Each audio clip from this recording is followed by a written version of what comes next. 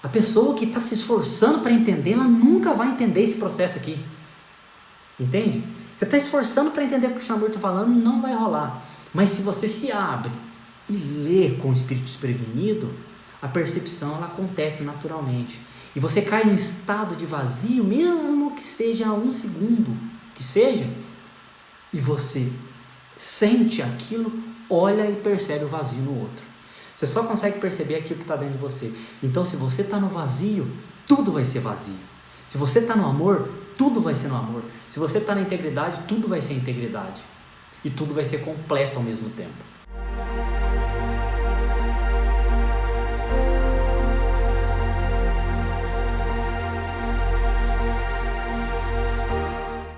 Então, o que a gente discutiu lá no último encontro, né, que o Krishnamurti propõe aqui, é relativamente fácil a gente criticar a sociedade pré-estabelecida. Perceber os mecanismos automáticos, né, de como tudo funciona, os mecanismos que são utilizados para persuadir o povo em si, para conduzir uma sociedade da maneira que os poderosos, né, querem que o gado ou o povo se saia, né? Porém, nós, na nossa maneira de viver também, egocêntrica, centralizada, nós procedemos da mesma maneira que a sociedade. Sempre buscando os nossos próprios interesses, sempre buscando aquilo que nós, na nossa vida, irá acrescentar alguma coisa. E o mais interessante disso tudo que ele fala aqui é a facilidade da percepção de que tudo está errado, que o sistema em si está errado. Isso é fácil, criticar o sistema, criticar a educação, mas o difícil é você se aperceber sendo parte desse sistema, sendo o núcleo desse sistema. Olha que me veio agora, o núcleo desse sistema, né? Toda a corrupção não surge lá, né? Na política, na educação ou na religião, ela surge a partir daqui. E esse percebimento é muito difícil de ser feito, porque tem que ter uma coragem absurda, que não é coisa do ego. O ego não quer se enfrentar. O ego quer deixar tudo para amanhã, tudo para depois. Ele não quer olhar para ele da maneira que ele é, né? E é fácil também nós olharmos para nós mesmos e falarmos: não, eu sou egocêntrico, eu sou superficial, eu sou mesquinho, sou invejoso. Isso é fácil de fazer. Uma análise breve e sincera, nós constatamos tudo isso em nós. Mas isso também não é importante. O importante é a negação no ato de observar, né? Eu postei um vídeo, né? Foi ontem, né? De uma auto-investigação, de uma espécie de investigação analítica, da qual a gente vai se apercebendo, né,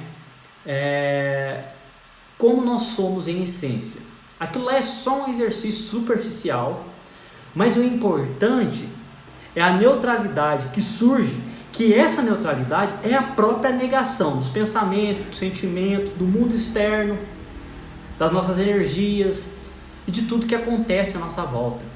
Essa neutralidade é a própria negação. E partir dali, né, se a gente conseguisse, é que a gente não consegue permanecer nessa neutralidade, mas se nós conseguíssemos partir dali a todo momento para executar tudo na nossa vida, essa própria neutralidade, sem pensamento, livre de ego, silenciosa, ela faria tudo de maneira harmônica e de forma direta, né, sem a interferência do ego. O grande desafio é permanecer ali, né? E agir a partir deste ponto. Por isso o Krishnamurti deixa claro, né? Isso só pode surgir através da observação contínua daquilo que é. E agora, aqui no segundo parágrafo, ele vai dar ênfase por que a gente não consegue fazer esse trabalho profundo. Lá ele continua: entretanto, contestar o todo é diferente. A essência da negação está na liberdade inerente da solidão. Olha o que ele falou: a essência da negação está na liberdade inerente à solidão. Que solidão? Esse estado de total ausência de pessoalidade. Esse estado que é totalmente encausado, né? Aquele exercício de percebimento que nós não somos nada, ele te leva até um certo ponto, mas depois você volta novamente para a realidade, né? Agora, se nós continuarmos numa observação contínua, aquilo lá foi uma análise, uma observação desapegada, né? É como se a gente estivesse fazendo aquele exercício lá de investigação, mas o tempo todo observando, o tempo todo no movimento de não reação, o tempo todo no movimento de neutralidade. Aí sim, essa liberdade que é inerente à solidão, ela própria nega tudo e age, não reage, né? E ele enfatiza, ó, poucos se aventuram a ir tão longe, dispostos a destruir os refúgios, as fórmulas, os símbolos, para descobrirem a sanidade e a lucidez. Eu creio que nós não conseguimos ir tão longe, que nós somos limitados, porque o ego tem muito medo desse estado, ele tem muito medo da morte, do desconhecido, ele tem medo de ir além aquilo que ele não conhece. Logo, quando ele está nesse estado, ele pensa, já está bom, preciso sair daqui agora. Já é suficiente, agora eu preciso fazer minhas coisas importantes, coisas da vida, né? Ele não tem a coragem e a sensatez de encarar tudo de maneira nova, porque não é o ego que faz o processo. O ego é incapaz de fazer esse tipo de processo. O ego é incapaz de fazer um processo de autoconhecimento. O ego ele faz o processo de desenvolvimento pessoal, o processo de evolução, o processo de acumulação. Mas o processo de desaprendizado, o processo de se praticar a ignorância das coisas externas e ficar com essa neutralidade e confiar nessa neutralidade e saber que essa neutralidade é tudo que eu preciso, né? Ele não faz, porque ele tem medo. Se acontece qualquer coisa no nosso corpo, a mente já fica desesperada, já surge uma ansiedade. Se acontece uma doença, você já fica ansioso para querer restaurar a saúde. Você não encara aquilo para entender o que é o processo, para compreender, para mergulhar no processo. E dessa forma nós somos ainda tão superficiais. Por isso que as técnicas são superficiais, porque elas trabalham só as camadas externas do ser, elas não vão a fundo para descobrir por si mesmo, para chegar num ponto onde esse vazio ele possa se estabelecer. E uma coisa interessante, gente, que as pessoas enganam muito no Advaita Vedanta, por exemplo, é achar que esse processo de investigação ou de auto-inquirição é você ficar se perguntando ou se questionando. O processo do self-inquiry, né, da auto-inquirição, na verdade significa auto-permanência. É a capacidade que nós temos de permanecer nessa neutralidade, de permanecer nessa observação passiva, para que a realidade se quebre, vai despedaçando por si só.